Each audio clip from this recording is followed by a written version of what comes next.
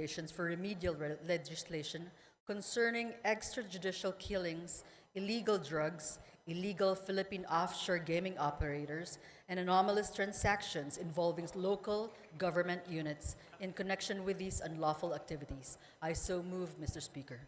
Is there any objection to the motion of the Majority Leader? The Chair hears none. The motion is approved. Majority Leader. Mr. Speaker, I move to recognize Representative Robert Ace Barbers, Chairperson of the Committee on Dangerous Drugs, for his sponsorship speech. The Honorable Ace Barbers is recognized to deliver his speech. Thank you, Mr. Speaker. Thank you, Majority Leader. Mr. Speaker, esteemed colleagues and distinguished guests, it is my honor and privilege to stand before this august body to present the progress report of the Joint Committees on Dangerous Drugs, Public Order and Safety, Public Accounts, and Human Rights, or what is now popularly known as the Quad Committee. This report is not merely an account of our work, Mr. Speaker. It is a solemn commitment to uncovering the truth, upholding justice, and crafting meaningful legislative solutions to address the scourges of illegal drug proliferation, unlawful land acquisition by foreigners, crimes linked to Philippine offshore gaming operators or POGOs, and extrajudicial killings. The formation of the Quad Committee was inevitable. The House of Representatives, under the leadership of Speaker Martin Romualdez, recognized the complexities of these issues required a united and comprehensive approach. Thus, through House Resolution number 1880, the Quad Committee was brought to life. What began as a separate investigations by individual committees soon uncovered a web of interconnections, a Pandora's box of crimes and abuses that tested the very foundations of our institutions. One of the most alarming discoveries stemmed from a routine investigation into the 3.9 billion drug bust in San Jose, Malino, Mexico, Pampanga. The probe unearthed the illicit operations of Empire 999, a company owned by foreign nationals masquerading as Filipino citizens.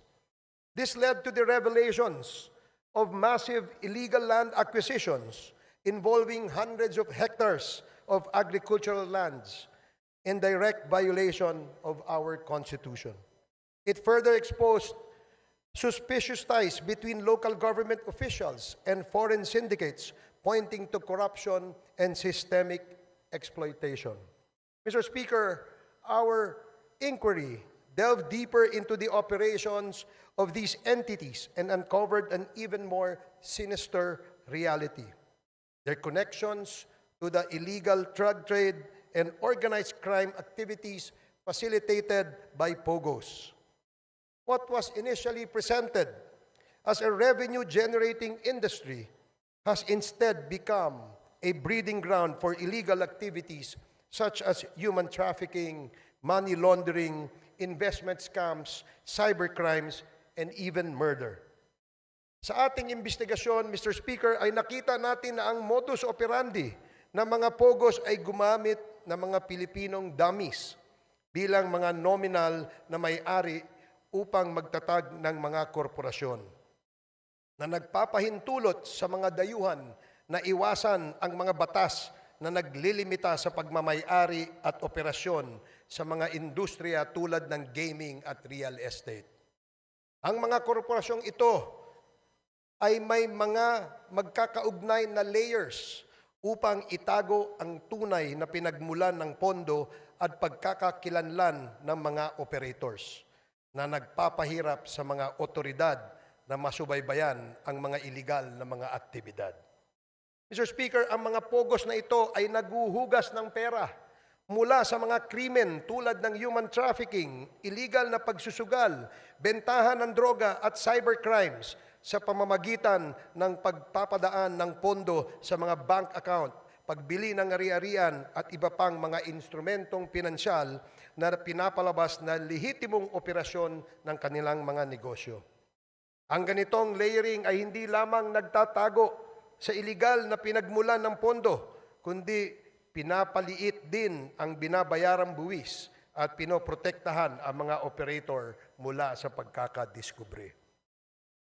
Mr. Speaker, karaniwang pinapadali ang mga iskim na ito ng mga tiwaling opisyal at empleyado ng ating gobyerno, ng ating mga regulatory agencies at mga institusyong pinansyal kapalit ng suhol na naglalagay sa peligro ng sistema ng batas at pananalapi sa ating bansa. But perhaps the most chilling revelations, Mr. Speaker, pertains to the extrajudicial killings that have scarred our nation's history. The investigations brought to light a harrowing narrative of abuse of power and institutional impunity during the Duterte administration.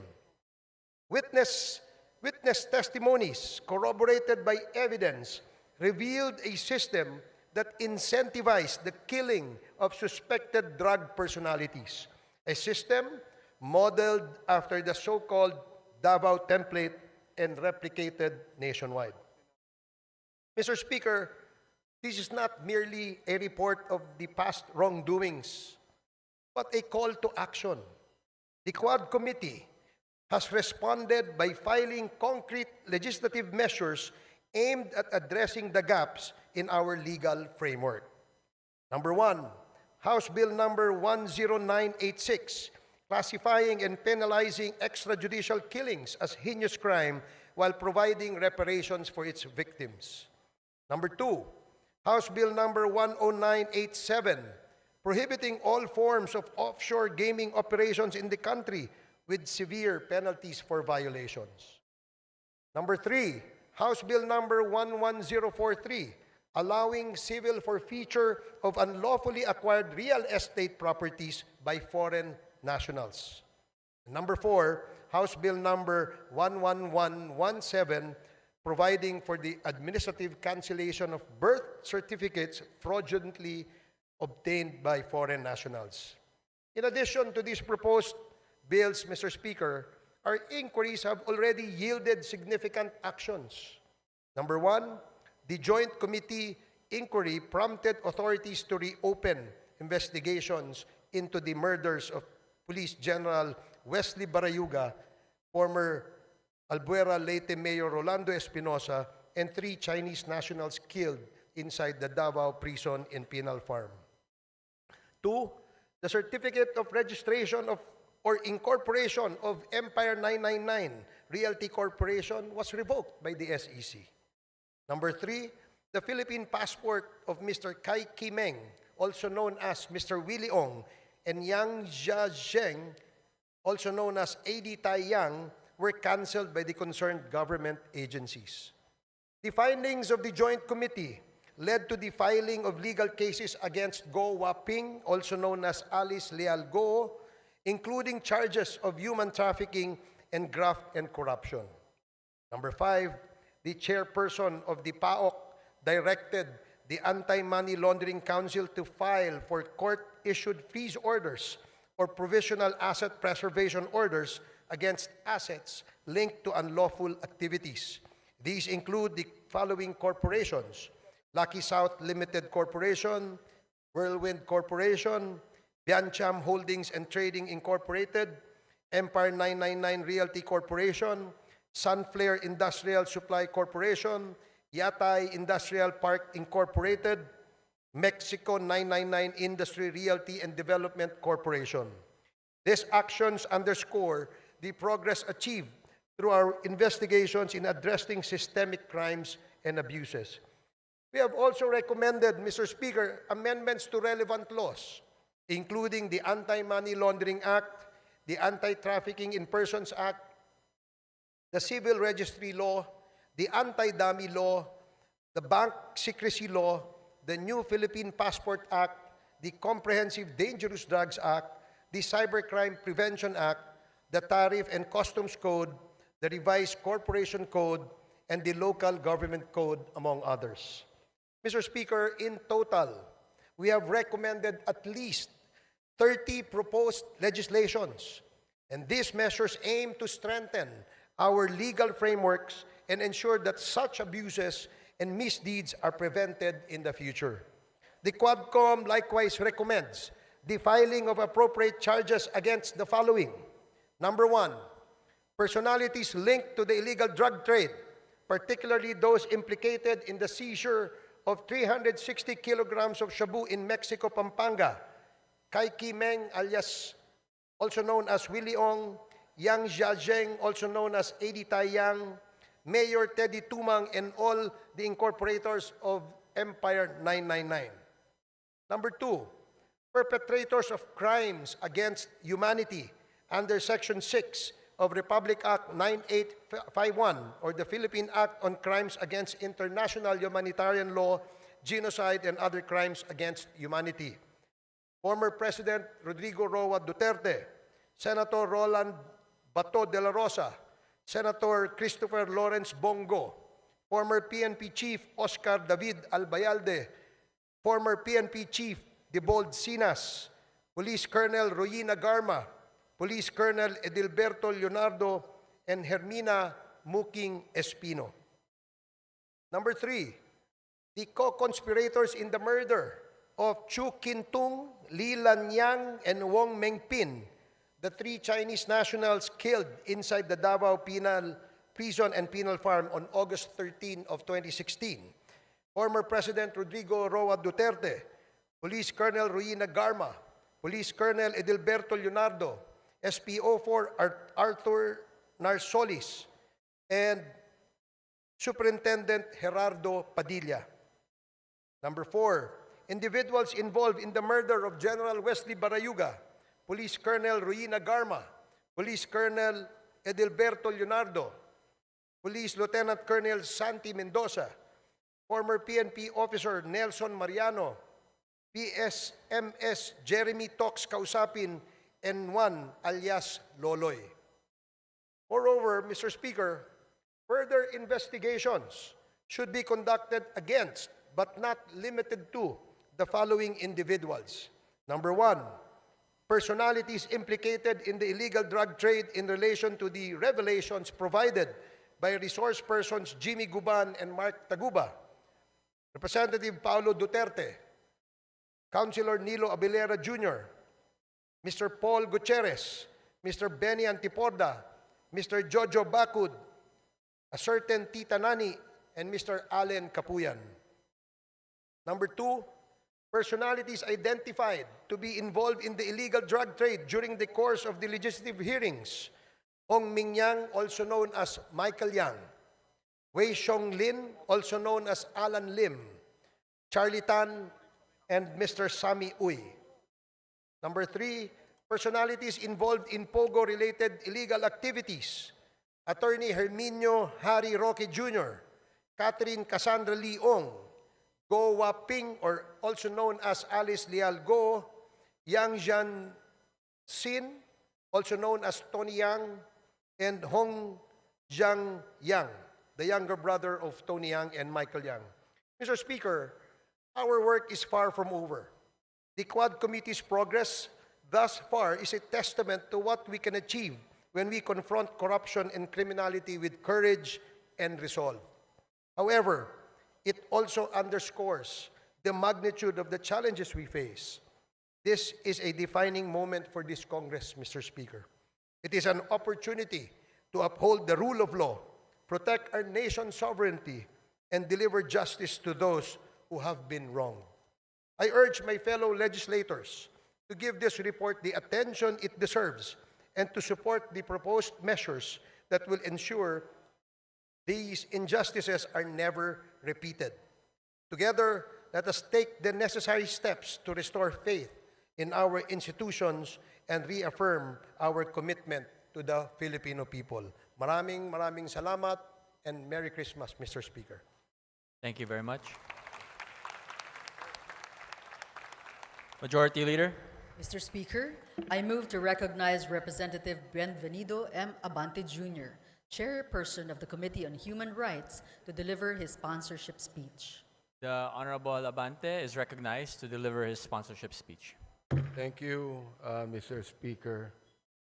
Honorable Speaker and distinguished colleagues in Congress, at lahat po ng ating mga kababayan na nakikinig dito at sa ating website ngayong hapon na ito. Gusto ko lang pong sabihin unang-una, Mr. Speaker, the time of reckoning has come. Nakalagay po sa Matthew chapter 7 and verse number 2. For with what judgment ye judge, ye shall be judged. And with what measure ye meet, it shall be measured to you again. Kung iniisip po natin na magagawa mo ang gusto mong gawin, na hindi mo sinusunod ang saligang batas, dahil nasa kapangyarihan ka, nais kong sabihin, Mr. Speaker, na matatapos din ang mga bagay na yan at ikaw ay hatulan ng taong bayan. Ito pong House of Representatives ay ang bahay po ng taong bayan. Sapagkat tayong lahat ay inelect ng taong bayan upang tayo ay magbusisi ng lahat ng katiwalaang nangyayari sa ating pamahalaan. I consider this a divine blessing to be able to rise today as the chair of the House Committee on Human Rights and co-chair of the Quad Committee to share the initial findings and recommendations of our inquiry, particularly into the extrajudicial killings that occurred during the previous administration's war on drugs. Inuulit ko po, Mr. Speaker, kakampi ako ng dating administrasyon kapag pinag-uusapan po ang pag-alis ng droga sa ating bansa. Sinabi ko po ito sa ating dating Pangulo, ang hindi ko lang maintindihan kung bakit kinakailangan merong mapatay na more than 30,000 people upang mawala ang drugs na ito. Nawala ba ang drugs? Hindi. Nandun pa rin, Mr. Speaker. Indeed, there is a season for everything and a time for every purpose under the heaven, as made clear by the Lord in chapter 3 of the book of Ecclesiastes. This is the most opportune time for the Joint Committee on Dangerous Drugs, Public Order and Safety, Public Accounts, and the Committee on Human Rights to present to you a progress report on our inquiry in aid of legislation.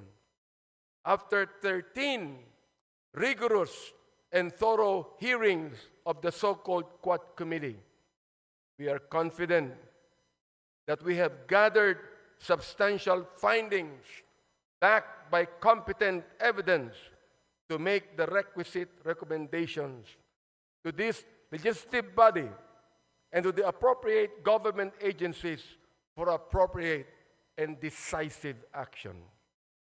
There was systematic violation of human rights and blatant disregard of due process.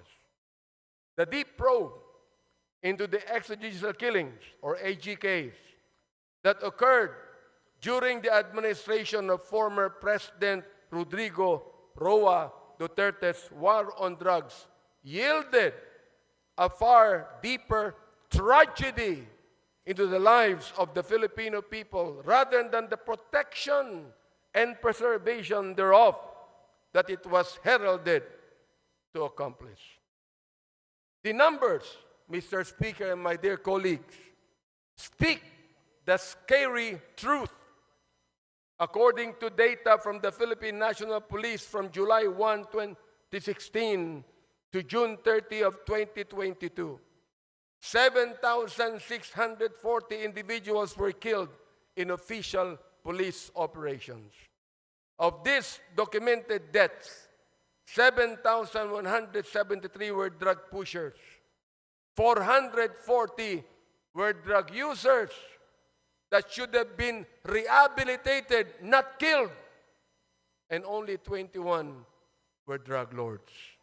Mr. Speaker, from as far back as May 15, 2024, when my committee started digging into the EJKs, we had been presented with multiple reports indicating that there had been massive nationwide drug-related killings within the period July 2016 to June 2022. The killings were classified either as police operations or perpetrated by unknown perpetrators, which is no different from the Sinaloa type of killings in Latin America, which were notorious at the time, the drug cartel in Latin America. The 2017 year-end accomplishment report of the Duterte administration highlighted as key accomplishments, my dear Speaker, the deaths of 3,967 drug personalities and 16,355 homicide cases under investigation as of 30 September 2017.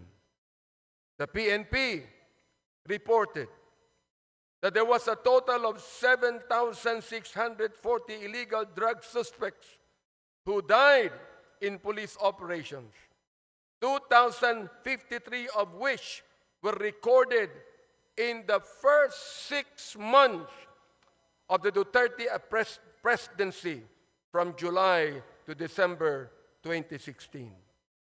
No less than the United Nations Office of the High Commissioner for Human Rights noted that there were at least 8,663 drug-related killings as of February of 2019, while academic research, the HUS project of the Third World Studies, University of the Philippines, gathered around 5,348 recorded deaths. The Free Legal Assistance Group cited unassailable data in a Supreme Court and bank extended resolution that indicated that the Duterte administration's anti-drug war from July 1, 2016 to November 27, 2017 recorded a staggering total of 20,322 deaths, or a daily average of 39.46 deaths. Mr. Speaker, and my dear colleagues, was the war on drugs truly aimed at dismantling the drug syndicates and put an end to this illegal and immoral trade? Or was it an all-out assault on the poor and vulnerable to cover up the former? Gusto ba talaga nitong durugin ang mga drug lords at ang illegal drug industry? O durugin lamang ang mga mahihirap upang pagtakpan ang mga may kinalaman o kaugnayan sa problemang ito? Clearly, the war on drugs, while touted as the formidable solution to the country's drug menace, had resulted in the systematic violations of our constitutional rights to life, human dignity, and due process. Ang sagradong buhay na tanging bigay ng poong may kapal ay hindi kailanman dapat pawiin ng sinuman. Ang sabi po ng Diyos, thou shalt not kill. But the war on drugs resonated a policy of kill, kill, kill. As the former president has always said, shoot them dead. The role of leadership in a culture of impunity. How did we get here? Paano ito nangyari? One cannot look at all the evidence and not come to this credible and undeniable conclusion that former President Rodrigo Roa Duterte's public pronouncements encouraged, facilitated, and normalized the killings and emboldened some of our policemen who are supposed to be the protectors of the people to carry out the same. His release of unverified narco lists further exacerbated the violence as individuals were targeted based on flawed, inconsistent, and malicious information. Isa sa mga biktima nito, si former Iloilo City Mayor Jed Patrick Mabilog. In 2014, then Mayor Mabilog was named as I quote, top 5 best and outstanding mayors in the world.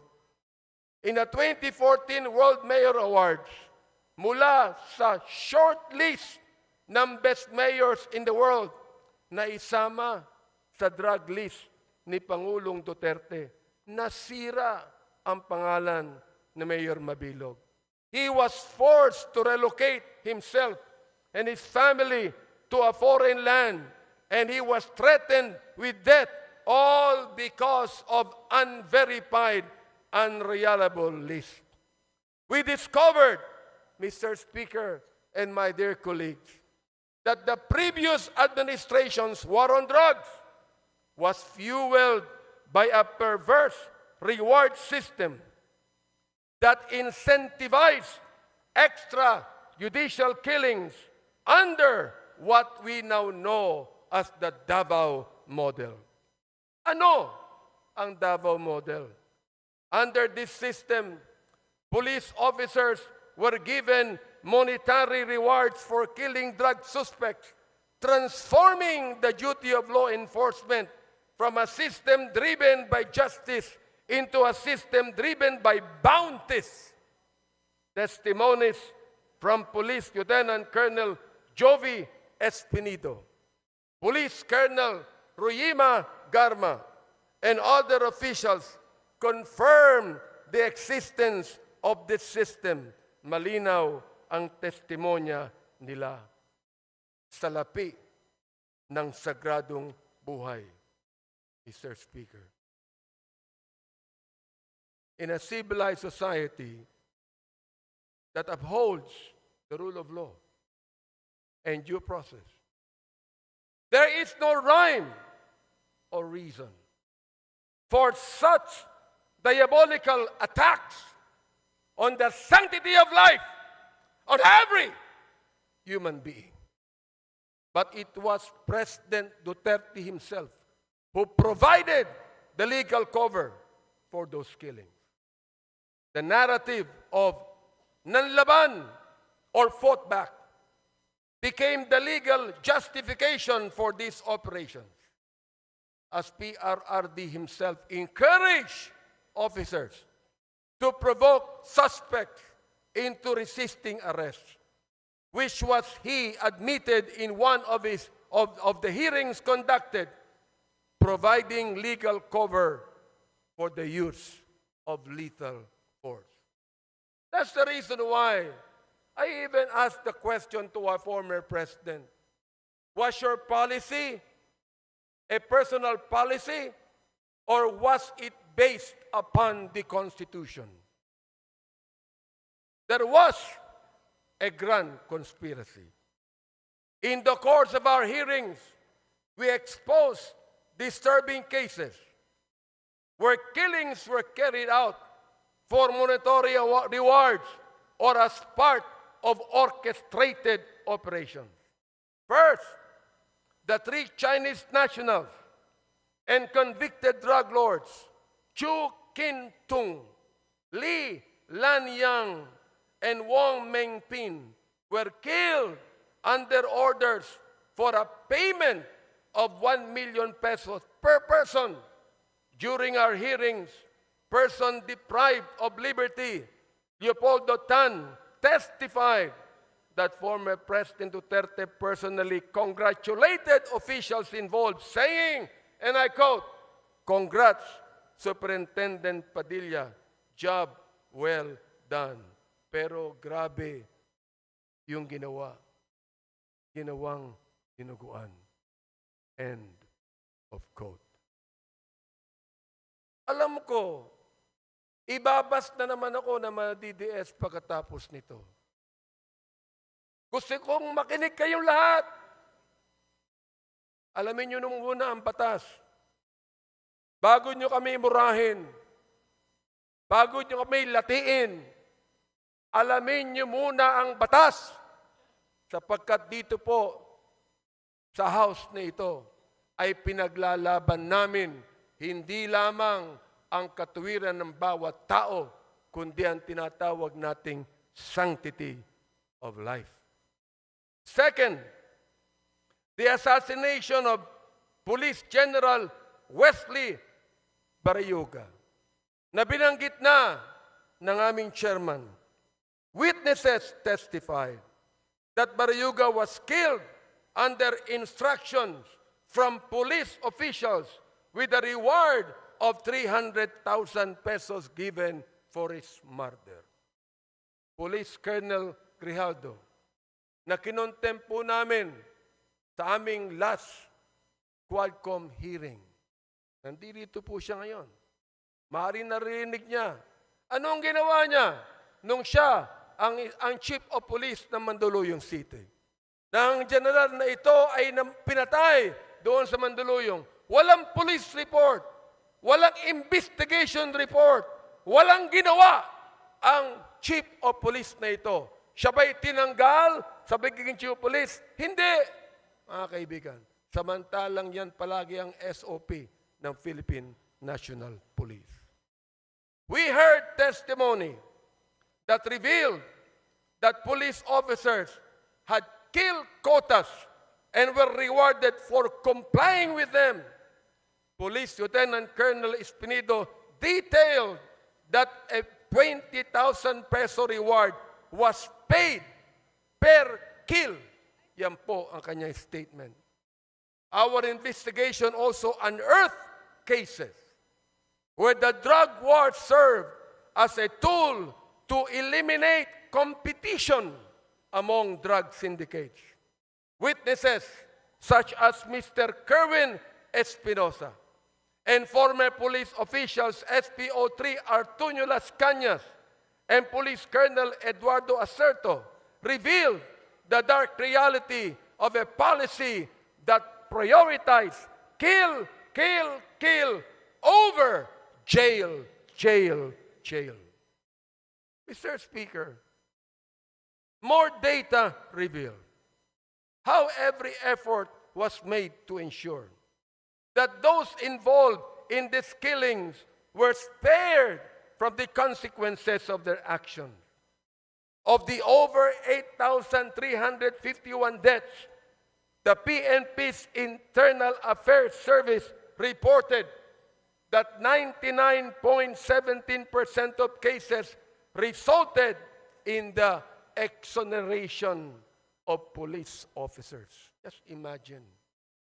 Of the 32,803 policemen charged for operations, only 30 were dismissed. These numbers expose a justice system that failed the victims and their families. Out of all this bloodshed, ano naman ang naging impact sa paggamit ng droga?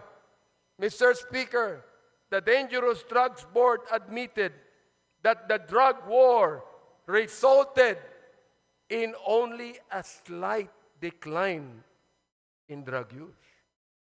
The figure of 4 million drug users that former President Duterte cited at the start of his term had no verified basis. Sinabi pa niya na itong si Adolf Hitler pumatay ng 3 milyon ng mga Hudyo.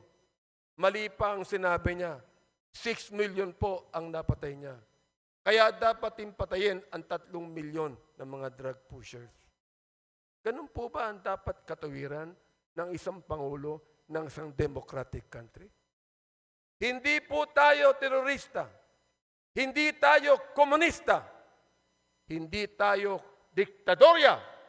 Tayo po ay demokrasya. Mr. Speaker, as a result of these hearings, we filed House Bill number 10986, an act classifying and penalizing extrajudicial killings as a heinous crime, providing reparation for the victims, and strengthening the mechanism for its prevention. This bill, otherwise known as the Anti-Extrajudicial Killing Act, defines extrajudicial killing as any killing other than that imposed by the state pursuant to the provisions of the Constitution on heinous crimes, or a deliberate and arbitrary killing of any person not authorized by a previous judgment pronounced by a competent court, committed by a public officer, personal authority, agent of a personal authority, or any person who is acting under the actual or apparent authority of the state. Under this measure, extrajudicial killing is classified as a heinous crime, punishable by life imprisonment. Monetary reparation between 250,000 pesos to 500,000 pesos, as well as a non-monetary reparation, will be granted to victims and their families to be determined by the extrajudicial killing claims board proposed under the bill. Sana po maging batas na po ito. Next, we recommend the passage of a death in custody or under Police Operations Act. This will institutionalize official recording and reporting of deaths during police operations in custody with mandatory annual reports as submitted to Congress, DOJ, and the CHR. The establishment of a national interagency investigative body, an independent agency tasked to investigate EJKs and the other human rights abuses committed by state and non-state actors. The creation of an independent international affairs service that is autonomous to ensure accountability free from the PNP influence. We also recommend the filing of appropriate charges against officials responsible for these atrocities. We recommend that cases be filed under Section 6, Crimes Against Humanity, under the International Humanitarian Law, Republic Act 9851, against former President Rodrigo Roa Duterte, Senator Ronald Bato de la Rosa, former PNP Chief Oscar David Albayalde, and former PNP Chief De Bolsinas, among others. We also recommend reparations for victims of EJKs, strengthening the Commission on Human Rights, and enacting prevention measures to ensure that none of these horrendous abuses to human rights will ever happen again. Mga kababayan, as stewards of justice and as the representatives of our people, it is our moral and sacred duty to hold the perpetrators accountable and to uphold the value of every human life. Nais ko sang sabihin sa inyo na ang distrito ko po ay drug-free. Pero walang napatay. Kahit isa. Pwede naman pala eh. Pwede naman pala na ang isang syudad, ang isang bayan, ang isang distrito, pwedeng mawala ang drugs na hindi mo kinakailangan pumatay. Mga kaibigan, my dear speaker, my dear colleagues, I know that this is a season of giving, love, and forgiveness. And may this also be a season of healing. but never giving up on justice and truth. Maraming salamat po at maligayang Pasko sa inyong lahat.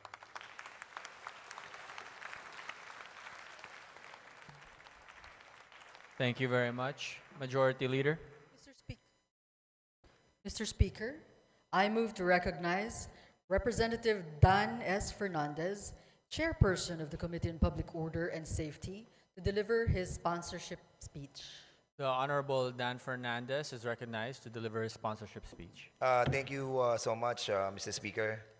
Maraming po salamat at don't worry, maikli lang po to, hindi katulad nung kay Chairman Abante na napakahaba at napaka-emotional.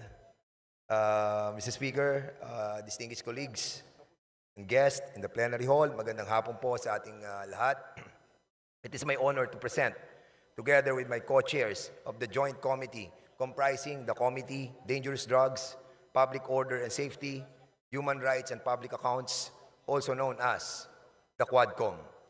This progress report outlining the facts established, evidence gathered, actions taken, and recommendations for remedial legislation concerning extrajudicial killings, illegal drugs, illegal Philippine offshore gaming operators, and anomalous transactions involving local government units in connection with these unlawful activities.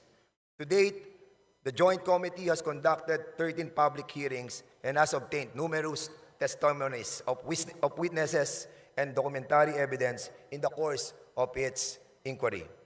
Mr. Speaker, the Joint Committee has identified compelling evidence that necessitates prompt and decisive legal action by the appropriate government agencies, as well as urgent legislative intervention to enact laws and policies that will effectively address these critical issues.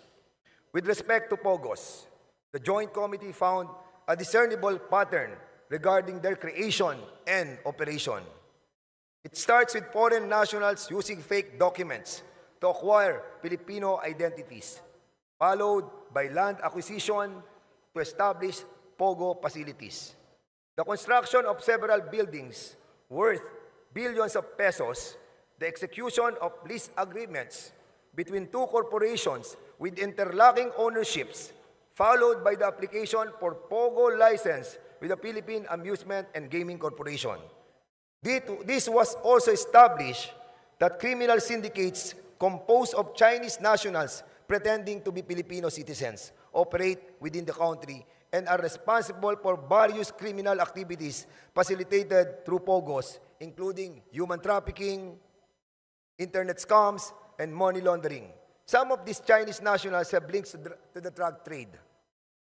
These POGO companies include Hongsheng Gaming Technology in the Baofu compound in Bamban, were facilitated by Go Waping, also known as the former Bamban Mayor Alice Guo. Lucky South 99, situated in the Whirlwind Corporation, leased property in Porac, Pampanga, identified with Catherine Cassandra Leong and Attorney Herminio Harry Roque Jr.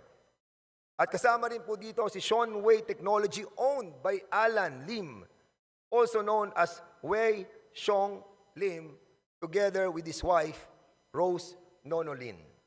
The findings of the Joint Committee have led to the filing of cases against Guo Waping, Catherine Cassandra Leong, and Attorney Harry Roque, and several other Chinese and Filipino incorporators of POGO companies for qualified human trafficking. Money laundering cases have also been lodged against them. Aside from Guo, Ong, and Roque, the Joint Committee recommends that criminal investigations be commenced to look into the involvement of other key personalities such as Hong Ming Yang, also known as Michael Yang, his elder brother Yang Jian Xin, also known as Tony Yang, and spouses Alan Lim and Rose Nono Lin into illegal POGO activities. As a result of the joint hearings, the Anti-Money Laundering Council was directed to apply with the court for the issuance of a priest order covering the assets related to the unlawful activities of Lucky South 99, Whirlwind Corporation, and Bian Cham Holdings. Furthermore, as a result of the findings into the illegal activities of POGOs, this representation and fellow members of the Joint Committee filed House Bill number 10987, or the proposed Anti-Offshore Gaming Operations Act. The bill seeks to establish ironclad provisions against the resurgence of POGOs in the country and repeals 2 laws related to the offshore gaming. Executive Order number 13, issued by former President Duterte, and Republic Act number 11590, or the law taxing POGOs. In relation to POGOs, we filed more significant pieces of legislation. House Bill number 11043, which seeks to provide for a civil forfeiture in favor of the state of any unlawfully acquired real estate properties by any foreign national. And a third measure, House Bill number 11117, which seeks to provide for the administrative cancellation of birth certificates fraudulently registered by foreign nationals. The Joint Committee has recommended several other remedial legislations, including the following: Amendment to Republic Act number 9487, further amending Presidential Decree number 1869, otherwise known as the Charter of the Philippine Amusement and Gaming Corporation, so that POGCOR shall have the exclusive authority to authorize, license, and regulate games of chance. Number 2, Amendment to Republic Act number 10175, or the Cybercrime Prevention Act of 2012, to expand the definition of service providers, widen the scope of offenses, and strengthen the Cybercrime Investigation and Coordinating Center. Number 3, Amendment to Republic Act number 10591, or the Comprehensive Firearms and Ammunition Regulation Act, to provide stiffer penalties for the illegal transfer or registration of firearms. Number 4, amendments to Republic Act number 11055, or the Philippine Identification System Act, to impose stiffer penalties for the willful falsification or sale of fake PLC's IDs.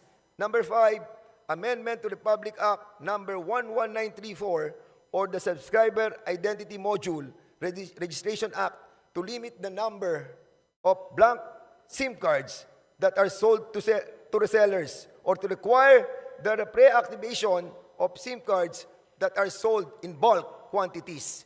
And lastly, amendment to the Charter of the PBDEC Industrial Authority, to empower the corporation to fully exercise its visitorial and inspection powers over all locators and service providers operating inside the industrial state located in the municipalities of Tagoloan and Villanueva in Misamis Oriental.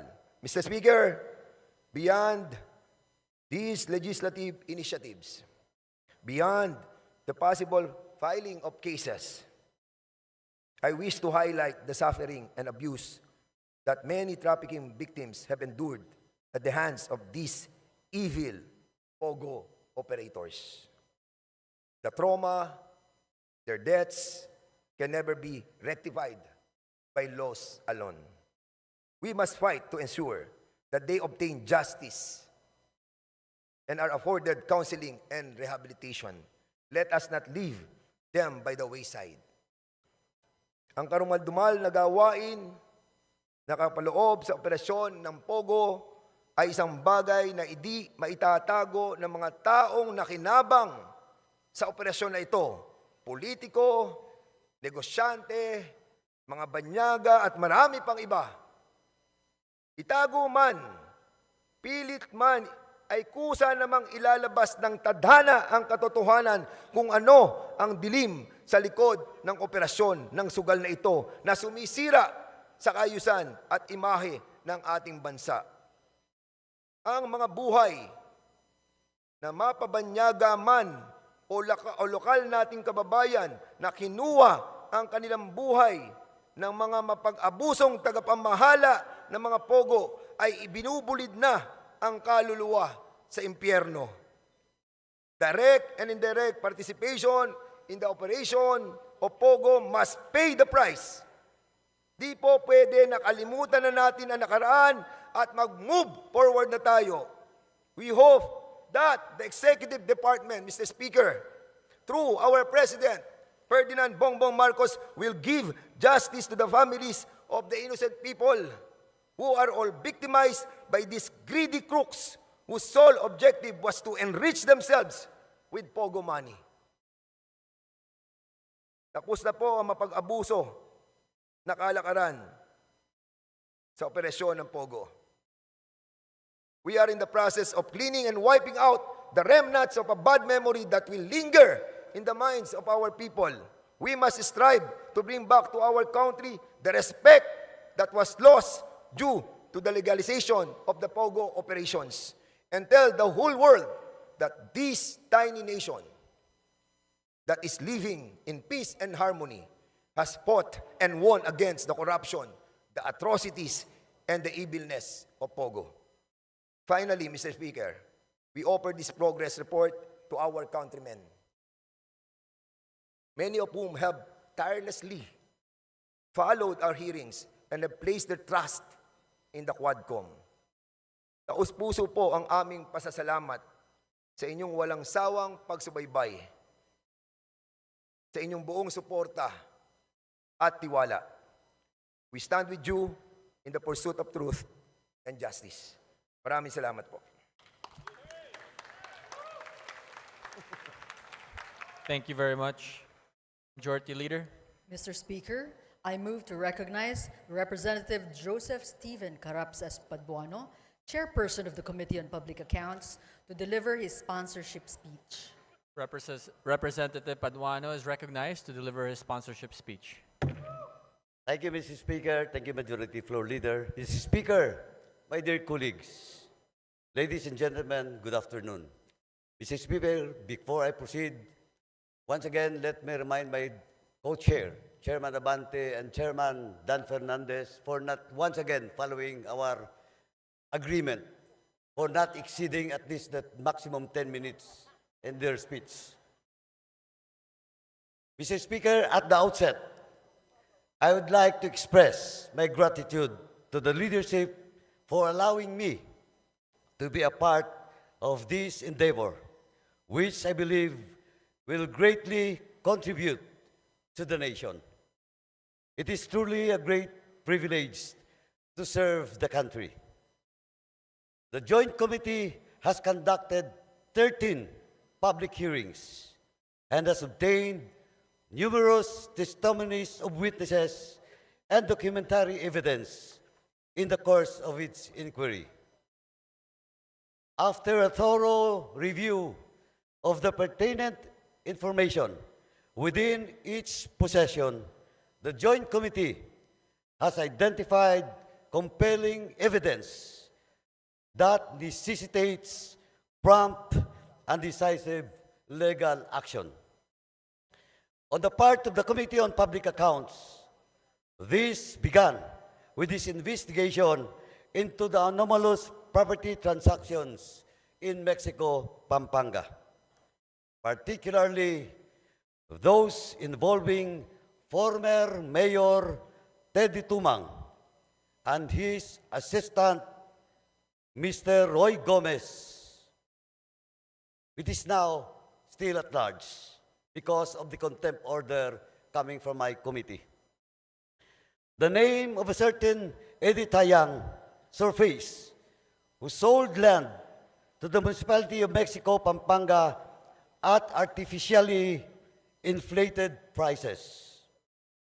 In collusion with the local officials, Mr. Yang purchased agricultural land then had it reclassified as commercial, industrial, to increase its value despite lacking the necessary legal requirements. To give you an idea, Mr. Speaker, the parcel measures 10,000 square meters